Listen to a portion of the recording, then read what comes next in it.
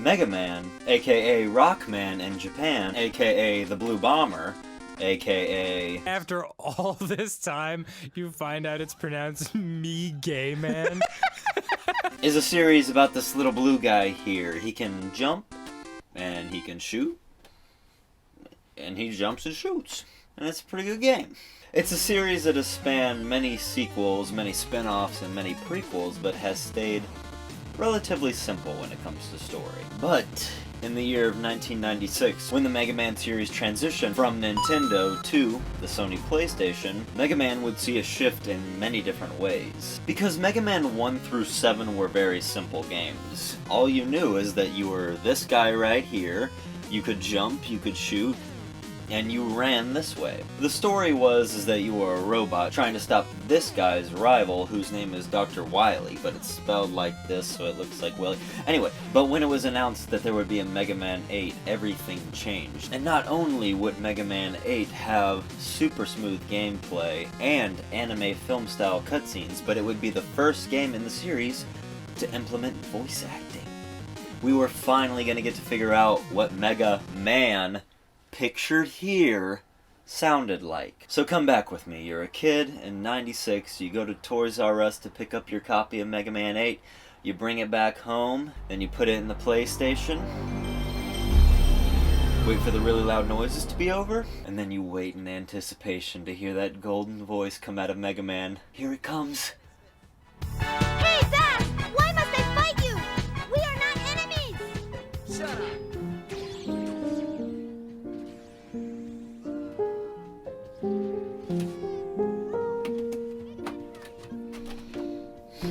All around me are familiar faces, worn out places, worn out faces, bright and early for their daily races, going nowhere, going nowhere. Their tears are filling up their glasses, no expression, no expression. Recover all the energy immediately, Mega Man. But where is Dr. Wily? No tomorrow, no tomorrow. People were very disappointed, to say the least. So disappointed, in fact, that when we did eventually see a Mega Man 9 many years later, it did not look like this.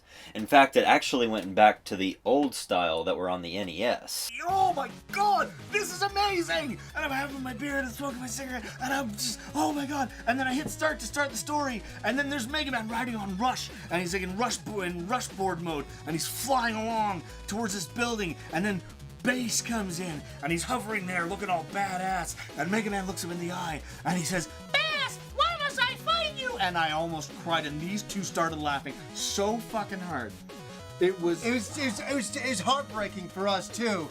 But I often find myself wondering, what if Mega Man 8 was super awesome, and what if the series did stick to the more cinematic look? And yes, we do actually have a Mega Man TV show that aired during the mid-90s. But all of this got me thinking, what if we actually got a Mega Man movie, and what if it was really good? Like, way better than any of the good video game movies that we have today. I just want to see a Mega Man movie for once. I know that sounds weird because this, again, is a series about a little robot that jumps and shoots, and that's all he does. But I'm really fascinated with the idea of taking an obscure property like Mega Man and taking that property and making it digestible for a mainstream audience. I think that's a great way to exercise your writing skills, because if you can write a Mega Man movie and make it good, you can write pretty much anything. But what would this movie look like? Well, picture this. Okay, so you buy your ticket, go into the theater, sit down, then the title card comes up.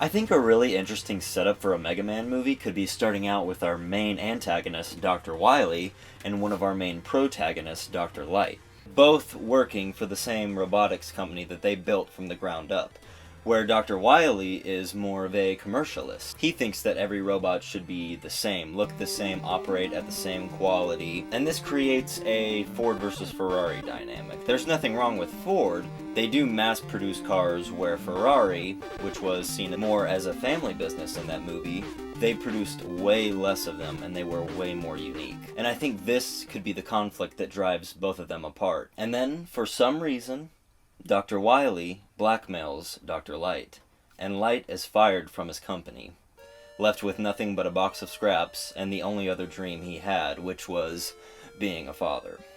And then, right as he's fired, we find out that his wife is diagnosed with a terminal illness, and will probably die within a matter of months. So not only is his dream of being the best inventor in the world gone, but his other dream of being a father is quickly dying. And I know that sounds even more depressing than the opening of Up, but I really think Light is a character that, in the Mega Man games, I feel no connection with. And so if we latch onto him, and we're given a reason to root for him, we will follow him on his journey. And when his wife does eventually die and he hits rock bottom, all he has left is this box of scraps that he took home.